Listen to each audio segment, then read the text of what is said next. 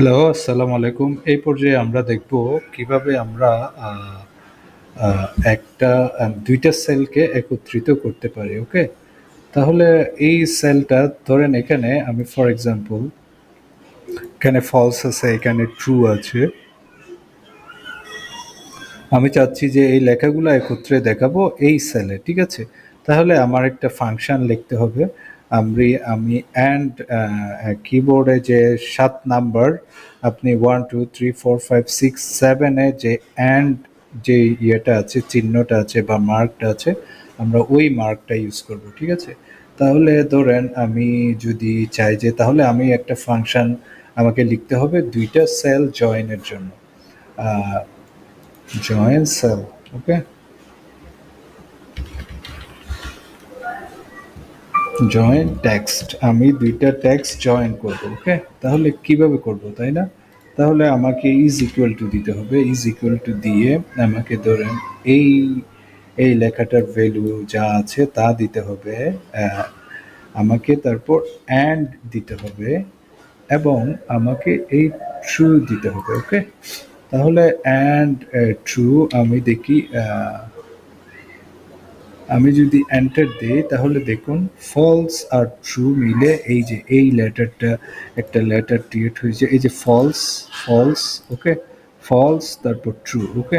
So এখানে এইটা যদি ধরেন কারো নেম হয়, ধরেন আমি যদি এখানে ধরেন এটা ডিলিট করে দিলাম, ধরেন আমি যদি লিখি যে ধরেন আহ, আহ, ধরেন সাকিব,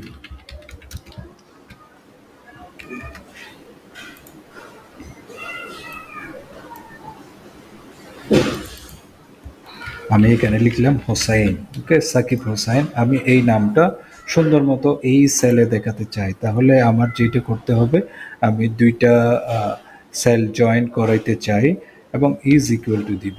ইজ ইকুয়াল টু দিয়ে আমার এইটা অ্যান্ড আমার এইটা যদি সিলেক্ট করি তাহলে সাকিব হোসাইন একসাথে দেখাচ্ছে। তাহলে আমি এই যে এখানে যদি সাকিবের পর আমি যদি একটা স্পেস দিতে চাই তাহলে কি করা উচিত আমার? তাহলে আমি যদি ট্রাই করি ইজ ইকুয়াল টু সাকিব, তারপর এখানে যদি একটা স্পেস দিই, তারপর অ্যান্ড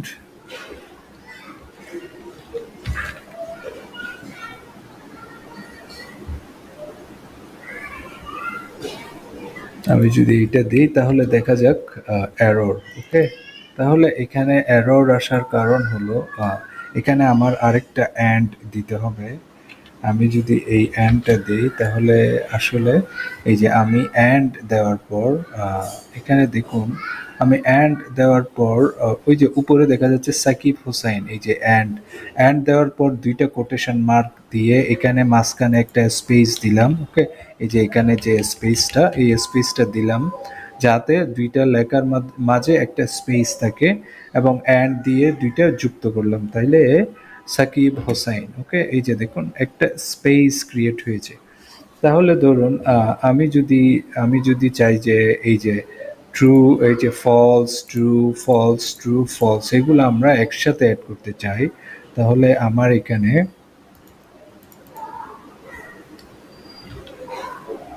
যে এটা করতে হবে, আমি ধরেন এই সেলটা দিলাম, এই সেলটা দিয়ে আমাকে অ্যান্ড দিতে হবে,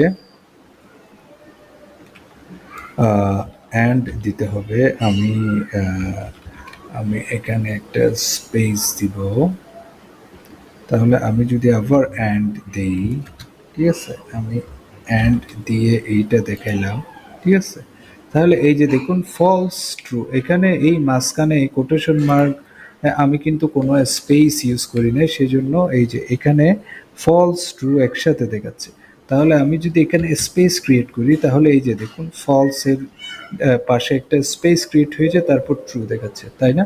তাহলে আমি আমি ধরেন এখানে এখানে আরেকটা সেল যদি অ্যাড করতে চাই তাহলে অ্যান্ড দিব।